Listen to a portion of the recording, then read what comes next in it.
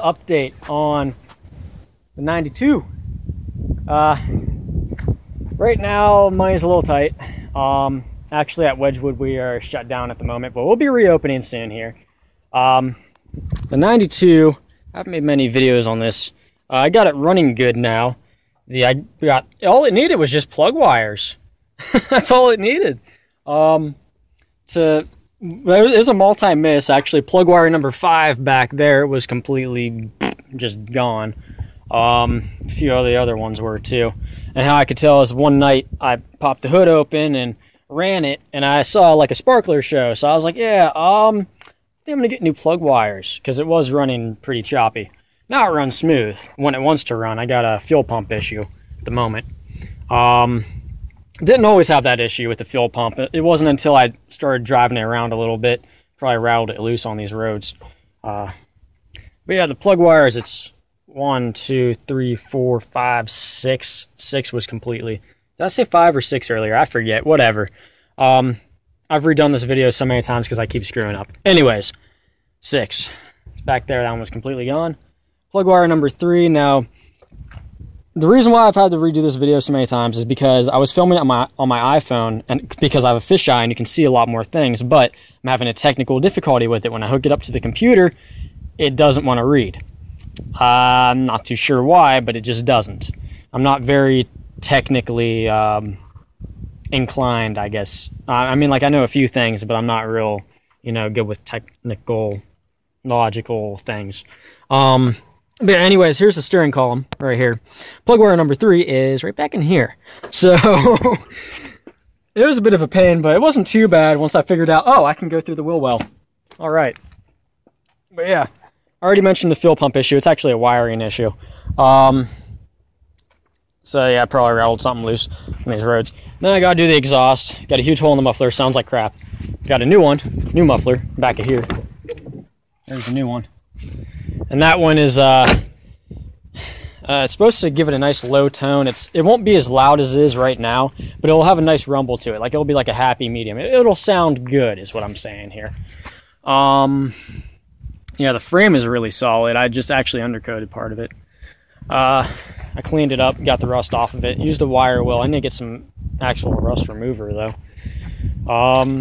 Gonna see if I can get some rocker panels. I know there's a company that makes panels that just kind of go on. I know they make them for the 2nd gen. We'll see if they have them for the 1st gen. Probably just gonna replace this fender because I got a huge rust hole right there. Cause screw it. And this one I'm gonna replace too because it's all out of whack and it just busted apart. There's like a bunch of little odds and ends I gotta take care of on it. But I'm gonna be working on it after I'm working again and make myself a little bit of cash so I can fix this up and sell it. It's only got 139,500 some odd miles on it. So that 4.3, they last a long time. I mean, if you take good care of them, they'll last a long ways.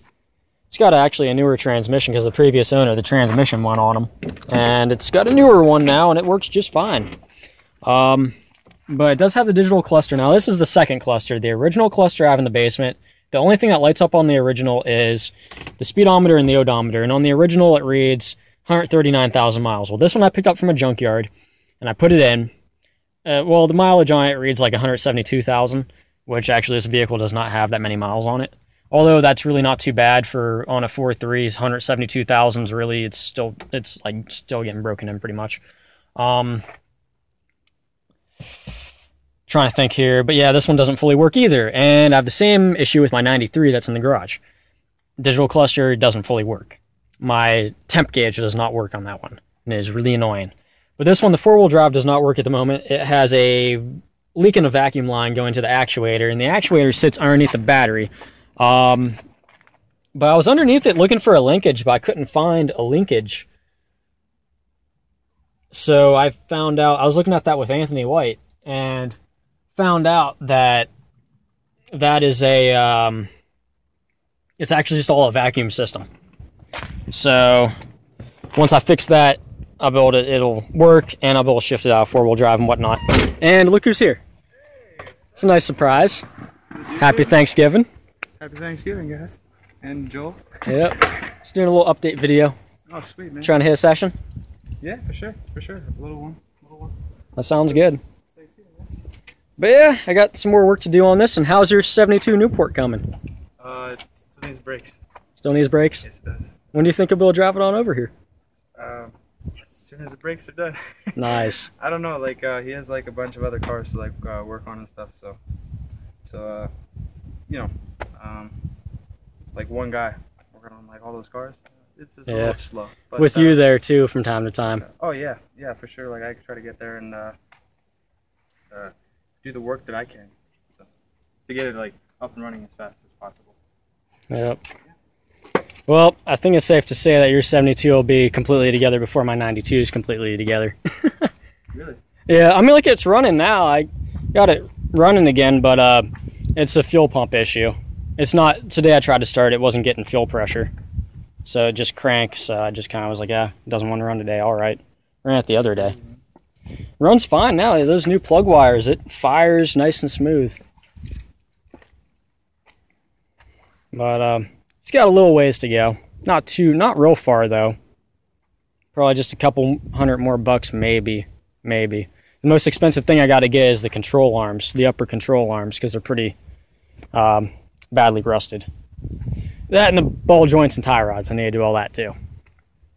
But yeah, that's the update on this, and me and Amani are going to skate for a bit. Yeah, for sure.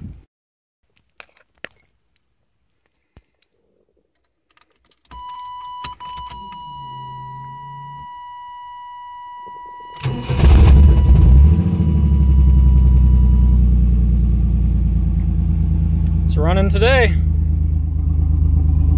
Listen to that, it sounds nice and smooth.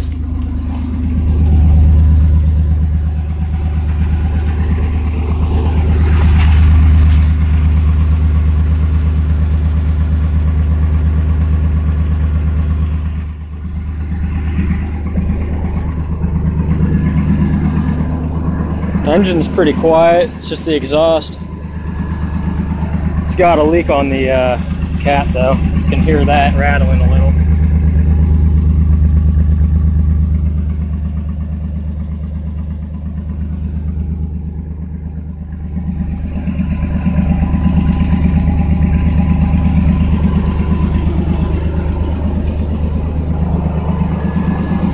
Whew. I can smell it. Yeah, that cat's bad. It's a bad cat.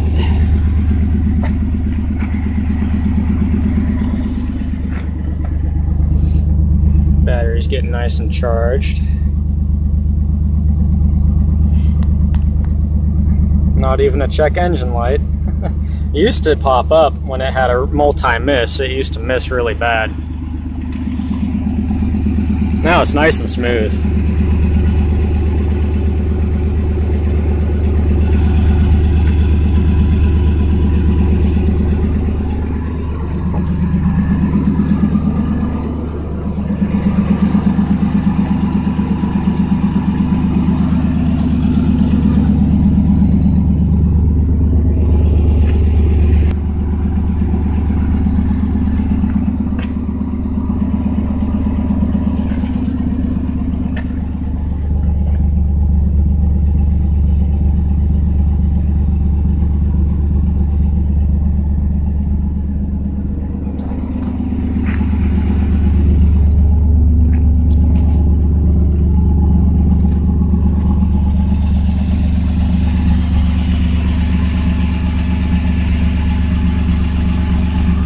It's cold out.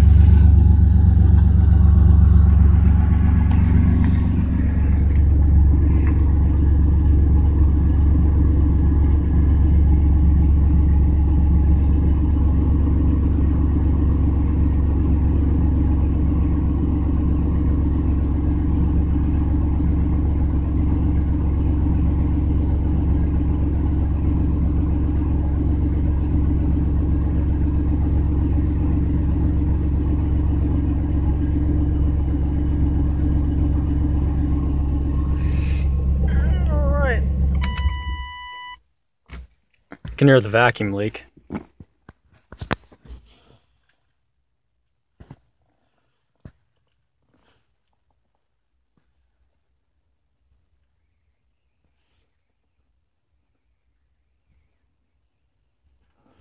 And it went away.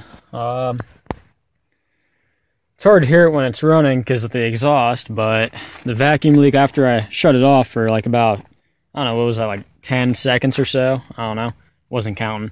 Can hear it. I don't know if the phone picked it up or not, but I know I can hear it. Yeah. Well, it runs good. Just a little bit depressed that I don't have any money to toss at it right now for parts and such. I got a little bit of time now, but no money. And when I had some money for it, I didn't have time.